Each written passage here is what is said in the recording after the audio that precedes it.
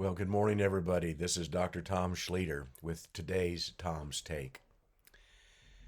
I can remember back about 30 plus years ago how I, as a pastor, was invited to go and see the beginning of a new musical and dramatic presentation of the life of Jesus. It was going to be held out in an open amphitheater down in Glen Rose, Texas, about a little over an hour away from where we live in Arlington. It was called The Promise. For years, we went to it every year because we were so moved by this powerful presentation of the life of Christ. Took family members, took members of our church. Many times our whole church would go down at once. It was a great presentation, and it still is. It now has a secondary place. Actually, it's probably more the primary place of presenting the promise up in Branson, Missouri. But it's just a beautiful, beautiful presentation.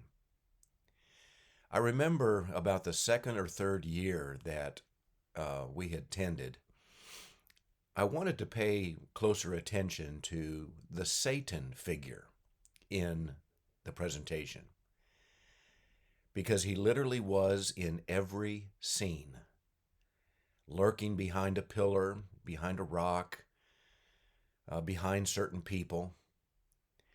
And throughout the whole presentation, I was watching him. I remember the Lord rebuking me later because I really loved this presentation and I missed a lot of it until the very end.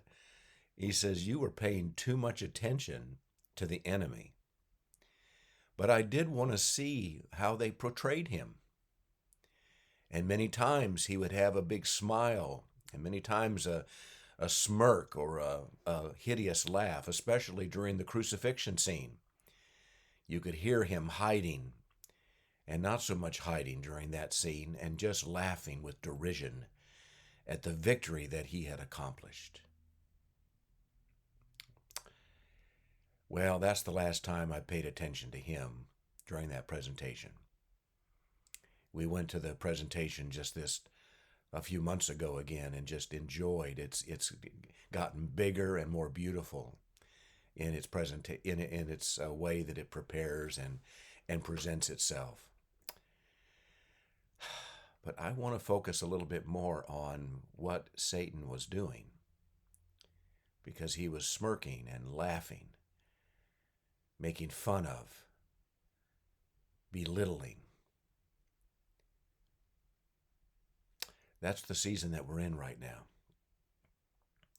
Matter of fact, I was somewhat taken back by a presentation or an interview by Fox News that they had recorded Vladimir Putin speaking just this last week regarding our elections.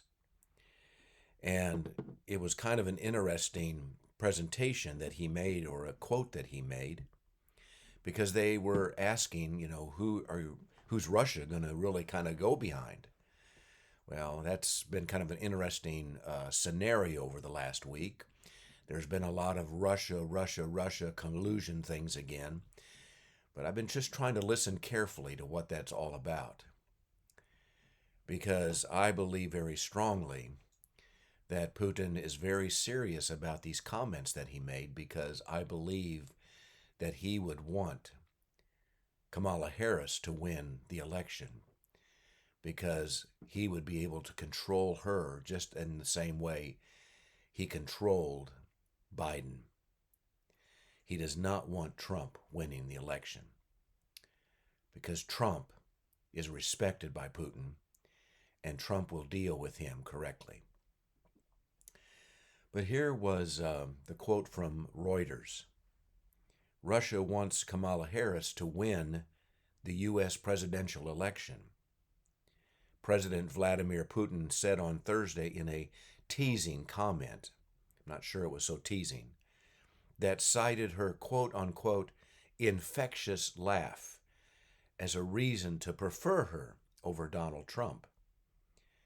Putin made the ironic remark a day after the U.S. Justice Department charged two Russian media executives over an alleged illegal scheme to influence the November election with pro-Russian propaganda. But he went on to say, I think she's just going to be a delightful person to deal with because she has such an infectious laugh. She seems to be happy about everything. Oh, let's don't be deceived. I spent a whole night missing most of a most beautiful presentation that I loved going to on an annual basis because I paid too much attention to the laugh of the enemy. And now we are hearing the laugh of the enemy again. We're hearing it from a Russian president. We're hearing it from a candidate for our presidency. It's a laugh that is full of derision. Every time I hear it, I have to mute either the TV or my phone or whatever it is that's coming across.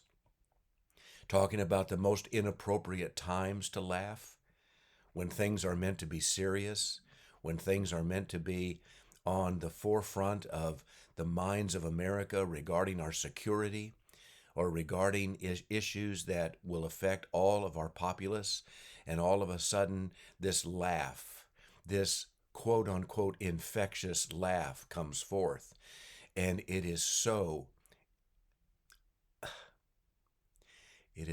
irritating. It is so irritating. And it seems to be indeed infectious. When we talk about an infection, it's not a very good thing. And this laugh of derision is not a very good thing. Whether it's a person portraying Satan in a presentation, a musical drama presentation, or whether it's Putin laughing at who he's going to support, or whether it's the actual candidate laughing, it's not infectious to me in a good way. It's infectious because it's like a disease. It's like something that wants to take control of people. It wants to say, I've got the last laugh. I've got this under control. You have no idea where you're going, but I do, and I'm laughing about it. I'm the one that's in control. I'm the one, don't you see, that is victorious, because your Savior is hanging on a cross, and I will laugh because you are going to be defeated. Yeah, that's an infectious laugh. It's a diseased laugh. But it wasn't the last laugh. We were holding our tribunal here for our Trinity region of the Texas Apostolic Prayer Network last Thursday. As we were coming to the end of it, the Spirit of the Lord just came on me. And a lot of times, I don't necessarily want to speak this out loud, but I'm going to speak it out loud today. What he spoke to me in that moment as we were closing or coming to the end of our tribunal, he took me to Psalm 2. And I want to read this from a couple different translations. The first time from the Passion Translation. We're all familiar with it. How dare the nations plan a rebellion? Their foolish plots are futile. Look at how the power brokers of the world rise up to hold their summit as the rulers scheme and confer together against Yahweh and his anointed king, or let's say his anointed people, that would include us, saying, let's come together and break away from the Creator, which they've done. Once and for all, let's cast off these controlling chains of God and his Christ. God enthroned merely laughs at them. The Sovereign One mocks their madness. Then, with the fierceness of his fiery anger, he settles the issue and terrifies them to death with these words: I myself have poured out my king on Zion, my holy mountain. And you can read the rest of Psalm 2 as he proclaims that he is going to give the nations as an inheritance to his son and also to us. But let me now read it again, this time from the Message. Why the big noise, nations? Why the mean plots, peoples? Earth leaders push for position. Demagogues and delegates meet for summit talks. The God deniers, the Messiah defiers. Let's get free of God, cast loose from Messiah. Heaven-throned God breaks out laughing. At first he's amused at their presumption. Then he gets good and angry. Furiously he shuts them up. Don't you know there's a king in Zion? A coronation banquet is spread for him on the holy summit. The Lord was releasing those words to me. They're very familiar. I've decreed and proclaimed them many times, but not so specifically as I did last Thursday and as I do again today. Enemy, you can laugh with derision at your so-called victory, whether it was at the cross or whether it's a Russian president or whether it's a candidate for our presidency. Go ahead and laugh all you want. Cackle like demonic structures if you desire. But the last laugh belongs to the Lord. The last laugh, or the trump card, belongs to the Lord and to his anointed and to his ecclesia.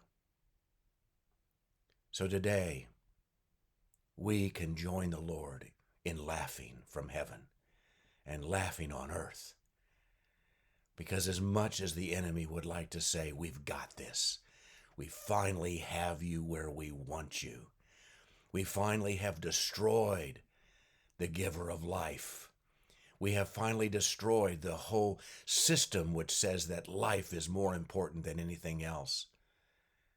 We have destroyed it. We're going to finally demolish it.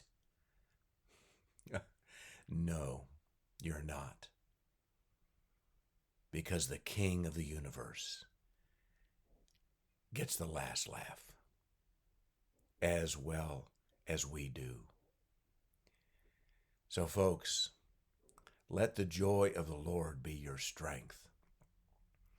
And when you hear the world and its demonic structures laughing, join the Lord in decreeing the last laugh. Blessings to you all today. We'll be with you again tomorrow. And I strongly encourage you for the next 24 plus hours, pray diligently for our nation, and especially for the upcoming debate tomorrow night. Blessings. See you again tomorrow.